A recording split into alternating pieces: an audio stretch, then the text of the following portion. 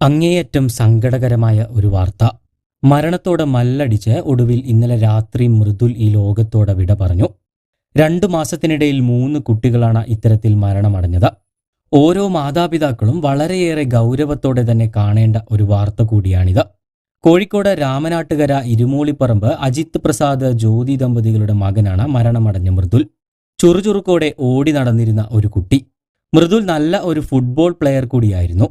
ദിവസങ്ങൾക്ക് മുൻപ് ഒരു ഫുട്ബോൾ കളിയും കഴിഞ്ഞ് കുളത്തിൽ പോയി കുളിച്ച ശേഷമാണ് മൃദുൽ വീട്ടിലേക്ക് എത്തുന്നത്. തുടർന്ന് അമ്മയെ എനിക്ക് പനി വരുന്ന പോലെയുണ്ടെന്ന് മൃദുൽ അമ്മയോട് പറഞ്ഞു. അങ്ങനെ അടുത്തുള്ള സ്വകാര്യ ആശുപത്രിയിൽ മൃദുലിനെ കാണിക്കുകയും തുടർന്ന് മരുന്ന് നൽകി അവർ വീട്ടിലേക്ക് പറഞ്ഞയക്കുകയും ചെയ്തു. എന്നാൽ പിറ്റേ ദിവസമായപ്പോൾ മൃദുലിനെ ക്ഷീണവും ഛർദിയുമെല്ലാം കൂടുതലായി. അങ്ങനെ അവർ വീണ്ടും അതേ ആശുപത്രിയിൽ തന്നെ കാണിച്ചു. എന്നാൽ അവിടെ നിന്ന് അവർ വീണ്ടും മരുന്ന് കൊടുത്ത് വീട്ടിലേക്ക് തന്നെ പറഞ്ഞയച്ചു. എന്നാൽ വീട്ടിലെത്തിയതോടെ മൃദുലിന് ഛർദിയും വയറിളക്കവുമെല്ലാം കലശലായി. തുടർന്ന് കുട്ടിയെ ഉടൻ തന്നെ കോഴിക്കോട് മെഡിക്കൽ കോളേജ് ആശുപത്രിയിലേക്ക് കൊണ്ടുപോവുകയായിരുന്നു. അവിടെ വെച്ച് കൂടുതൽ പരിശോധന നടത്തുകയും കുട്ടിക്ക് അടിയന്തരമായ ചികിത്സ ആവശ്യമാണെന്ന് ഡോക്ടർമാർ നിർദ്ദേശിക്കുകയും ചെയ്തു. എന്നാൽ മെഡിക്കൽ കോളേജിൽ തീവ്രപരിചരണ വിഭാഗത്തിൽ ബെഡുകൾ ഒഴിവില്ലാത്തതിനാൽ കുട്ടിയെ സ്വകാര്യ ആശുപത്രിയിലേക്ക് റെഫർ ചെയ്തു.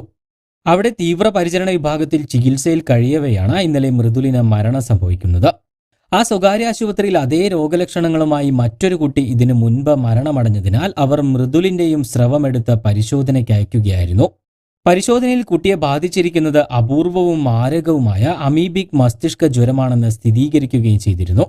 തുടർന്നാണ് കുട്ടി കുളങ്ങളിലോ മറ്റ് ജലാശയങ്ങളിൽ എവിടെയെങ്കിലും പോയി കുളിച്ചിരുന്നോ എന്ന് ഡോക്ടർമാർ ചോദിക്കുന്നത്. കഴിഞ്ഞ മാസം 16, 17, 18 തീയതികളിൽ മൃദുൽ വീടിനടുത്തുള്ള കുളത്തിൽ പോയി കുളിച്ചിരുന്നു. ഇതായിരിക്കാം കുട്ടിക്ക് അമീബിക് മസ്തിഷ്ക ജ്വരം ബാധിക്കാൻ കാരണമായതെന്നാണ് ഡോക്ടർമാർ പറയുന്നത്. മൂക്കിനെയും മസ്തിഷ്കത്തെയും വേർതിരിക്കുന്ന നേർത്ത പാളിയിൽ അപൂർവമായി ഉണ്ടാകുന്ന സുഷിരങ്ങൾ വഴിയോ കർണപടത്തിലുണ്ടാകുന്ന സുഷിരങ്ങൾ വഴിയോ ആണ് അമീബ തലച്ചോറിലേക്ക് കടക്കുന്നത്. അതിനാൽ തന്നെ ചെവിയിൽ പഴുപ്പുള്ള കുട്ടികൾ കുളത്തിലും കെട്ടിക്കിടക്കുന്ന വെള്ളത്തിലും മറ്റും കുളിക്കുന്നത് ഒഴിവാക്കുക. ഈ രോഗം ആർക്ക് വേണമെങ്കിലും പിടിപെടാവുന്ന ഒന്നാണ്. പക്ഷേ പ്രതിരോധശേഷി കുറഞ്ഞവർ, തുടർച്ചയായി മൂക്കിലും സൈനസ് ഗ്രന്ഥികളിലും അണുബാധയുണ്ടാകുന്നവർ, ഉഷ്ണജലാശയങ്ങൾ നിരന്തരം ഉപയോഗിക്കുന്നവർ തുടങ്ങിയവരിൽ രോഗബാധയ്ക്കുള്ള സാധ്യത കൂടുതലാണ്. ഇതേ അസുഖം ബാധിച്ച് അടുത്തിടെയായി 3 കുട്ടികളാണ് സംസ്ഥാനത്ത് മരണമടഞ്ഞത്. എന്തായാലും 3 കുട്ടികളുടെ ജീവനെടുത്തിട്ടും ഇത് അത്യപൂർവമായ ഒരു രോഗമാണ് എന്ന സ്ഥിരം പല്ലവി ആവർത്തിച്ചുകൊണ്ടിരിക്കുകയാണ് ആരോഗ്യവകുപ്പ്. രോഗത്തിന്റെ ഉറവിടം, മുൻകരുതലുകൾ എന്നിവയെക്കുറിച്ച് ജനങ്ങൾക്ക് കൃത്യമായ മാർഗനിർദ്ദേശം പോലും നൽകാതെ ആരോഗ്യ പ്രവർത്തകർ ഇരുട്ടിൽ തപ്പുമ്പോൾ വിഷയത്തിൽ കൂടുതൽ പഠനം വേണമെന്ന ആവശ്യം ശക്തമാകുന്നുണ്ട്. നിലവിൽ മഴക്കാലമായതോടെ കുട്ടികൾ കൂടുതലായി ജലാശയങ്ങളിൽ നീന്തൽ പരിശീലനം നടത്തുന്നതിനാൽ രക്ഷിതാക്കളിലും ആശങ്ക കൂടി വരികയാണ്. കൂടുതൽ വാർത്തകൾക്കും വിശേഷങ്ങൾക്കും ചാനൽ സബ്സ്ക്രൈബ് ചെയ്യാൻ മറക്കരുത്.